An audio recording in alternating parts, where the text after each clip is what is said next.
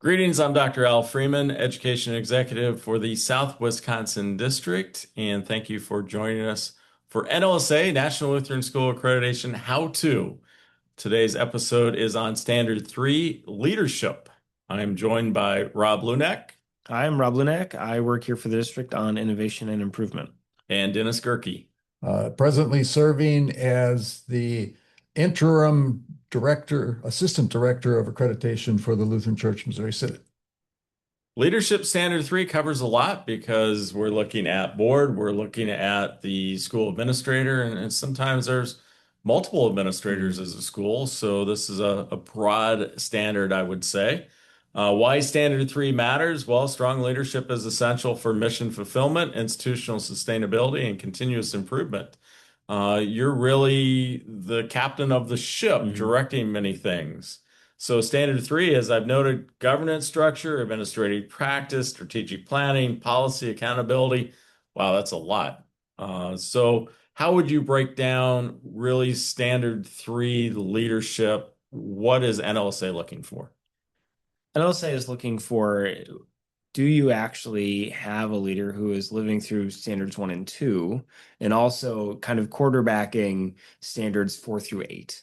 It is this in-between role because that's really what a leader is. You are doing some of the top-down stuff, but you're also doing some of the bottom-up stuff. And so we're going to be looking through this for evidence that this stuff is actually happening, that they are leading, that they're modeling Christian service, that they are continuing to improve the school, and that they are also enlisting other people in their leadership, because a leader is not one person in your school. Your school has a lot of leaders, and they might have their own areas, and they might be working alone in other places and together in other places. And it's really important that we're looking at the holistic picture there. We're not just looking at the principal. We're not just looking at the board. We're not just looking at classroom leadership.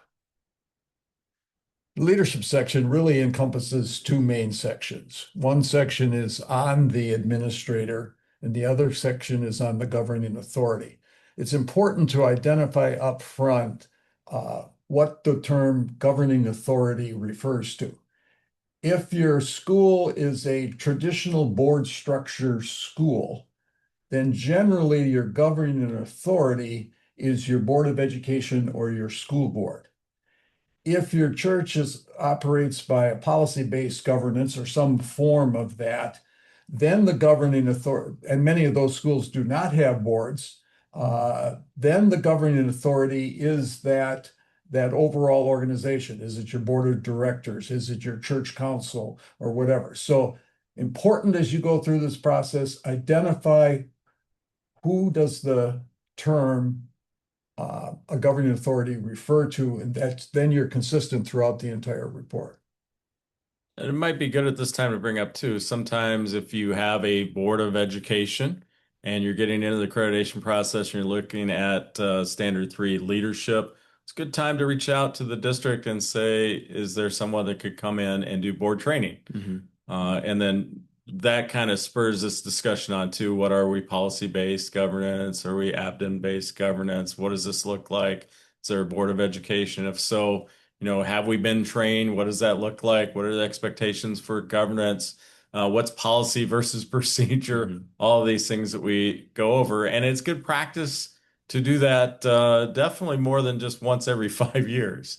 That should be an ongoing process. I always like the last bullet here too. It says, standard is often where schools discover the urgent need to update board handbooks and governance policies. That should be reviewed every year, but in NLSA accreditation, it will point out sometimes that you have not been updating several documents, and there's a need to do so, and there's accountability to do so. Faithful leadership, wise delegation, transparent stewardship are biblical principles. Governing authority administration must embody these values in every policy and decision. And again, that's what NLSA is really looking for. Your leadership, your guidance, your policies, and how it's being carried out. As Rob said, the mission, the vision, the purpose, and then the relationships that flow from that come into Standard 3, and then Standard 3 shows the guidance that you're doing in 4 through 8. Required responses, as always, there are several required responses that request you to provide the narrative Make sure that it's thorough. Again, keep it so it covers the topic, but it's not so long that the reader becomes disinterested. Engage them in that process. Go through each one of these, and then the tip at the end, strong narratives demonstrate that policies are living documents. They're used, they're reviewed, they're updated regularly, and they're not just, oh, we have accreditation, we haven't done this for a long time, we need to do it. If you find yourself in that position, that's fine. Just note that, recognize that, and should put in a school action plan that, hey, we're going to do better on this over the next 5 years. We'll always review these. They will be that living document. Required evidence checklist. There are 2 items here, governing board handbook and policy manual, and the administrator's job description. What happens if I don't have these? Well, if you don't have them, you should go make them before your visit because, like I said, you won't get a visit without these. And the administrator's job description, that last bit there, reflective of the actual role. You'll see this a lot where you'll go on a visit and a principal is doing 15 things. Well, how do you start doing those? Well, we get a new pastor and they didn't want to do this, so I'm doing this now. Or we had teacher turnover, so now I'm doing this other thing. So it is important that it reflects what you're actually doing as a leader. And that has 2 purposes. One, you want it to be an honest reflection of what's going on at your school. And 2, you want to make sure that your administrators are protected to do the things that they were called there to do. And sometimes that doesn't mean that they're serving hot lunch or that they're the bus driver or that they are the afternoon secretary. And so you need to be really honest about what the administrator is expected to do and then what they are required to do. The governing board handbook. For most schools that are traditional board structure, most of those schools have some kind of a governing board handbook or a school board handbook. It gets a little trickier under policy-based governance because many times the church council doesn't have a lot of detail in their policy manual about how the school operates.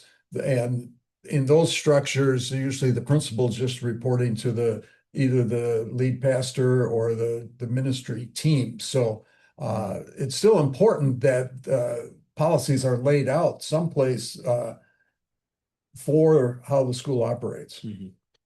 And sometimes in that policy-based governance, you rely more heavily than too on the job description of the administrator. Mm-hmm. And then also it's good to include the description of the pastor and what that relationship looks like, what the reporting looks like. Yeah. So it's fine if you don't have the governing board handbook because you're policy-based. There should be something there that shows the structure and then the job description. Mm-hmm. And I think sometimes this points out too, Rob, you're talking about the administrator's job description, make sure it's accurate because oftentimes it's not.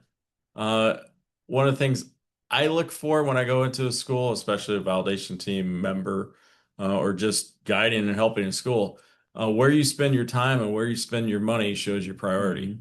And it really shows me, do you have a mission that you're fulfilling and that you're carrying out? Are there relationships there?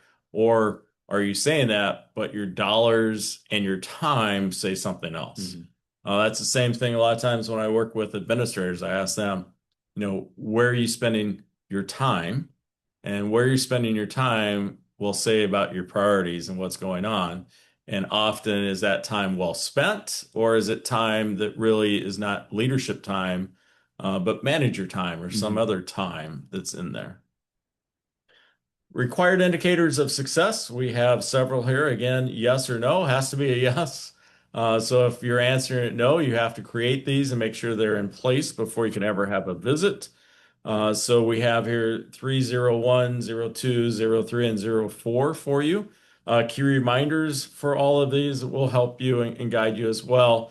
304, where you see their administrator demonstrates personal Christian faith, commitment to Lutheran education, dedication to teaching ministry. It is assessed through observation, interviews, your professional record, your degrees, and so on. And that's how you would look at that. A validator tip. The team will interview board members, check whether they understand their own written policies and their roles. Again, if it's policy-based governance, those be asked in different ways. Interview with the pastor, interview with the administrator, and how are you making that connection, and what does governance look like? And how do you combine for the overall ministry of congregation school.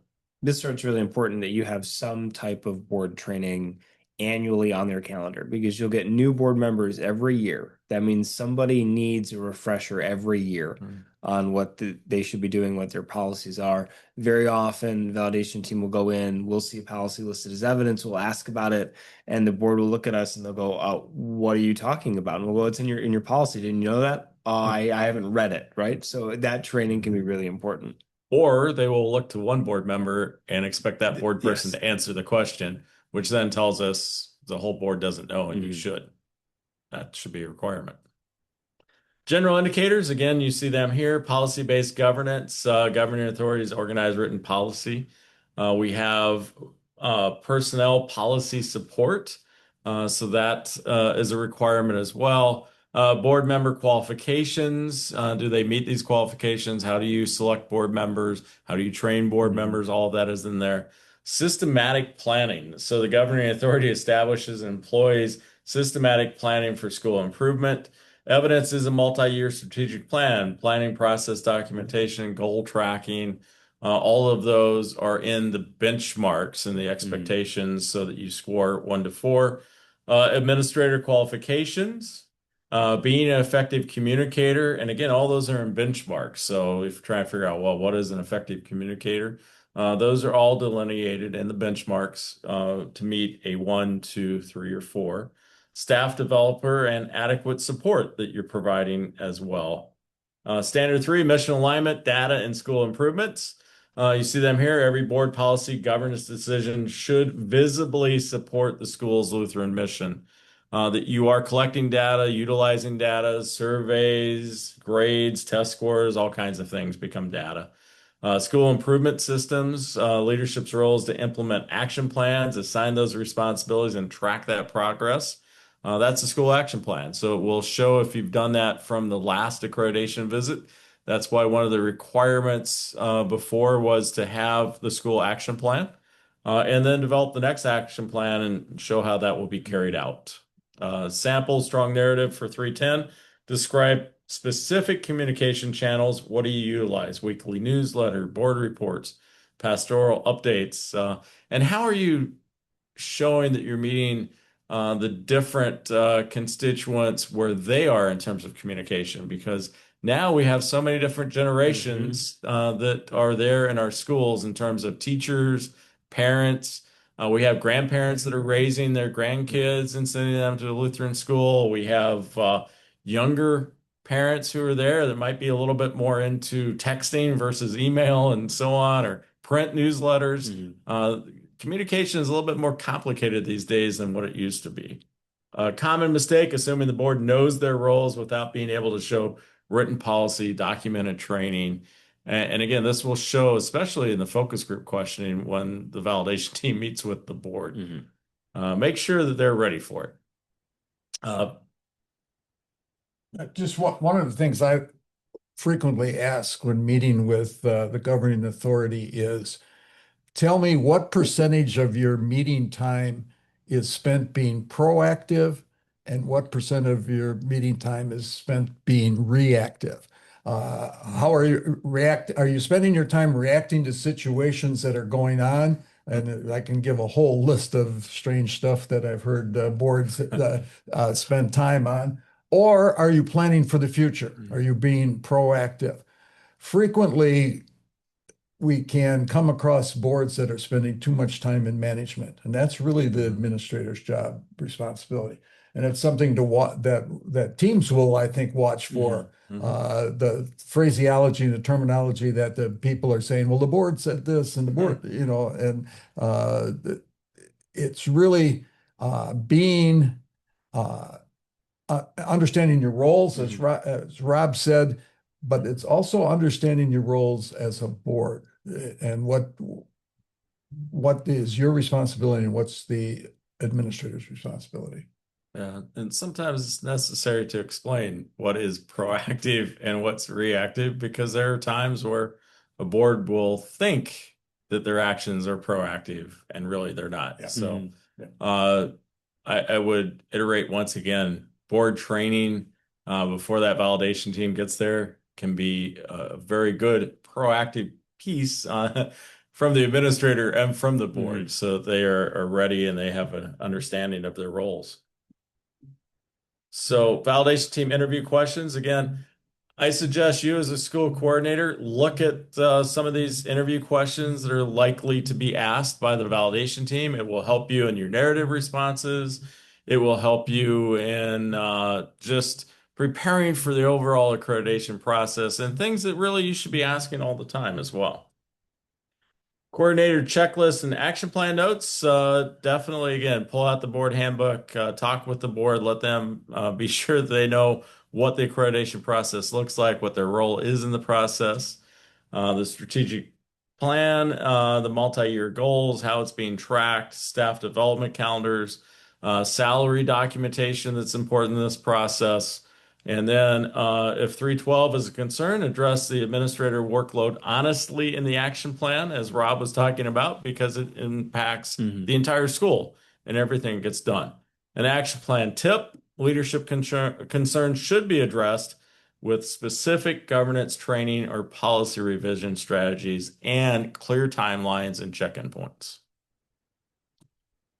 Any summation from either one of you for Standard 3? There's going to be a lot that comes up in Standard 3 that actually will show up in other standards. And so and that is actually true for a lot of the document. If you have your strategic plan, notice that you've already covered something in Standard 3 already that you needed in an earlier standard, right? So as you're working through this and all the standards, make sure that those required indicators are in, that evidence is there and well put together, that you're meeting all those bullet points, because the more clear you can be about all that, the easier this will actually get as you work through the process. Great tip.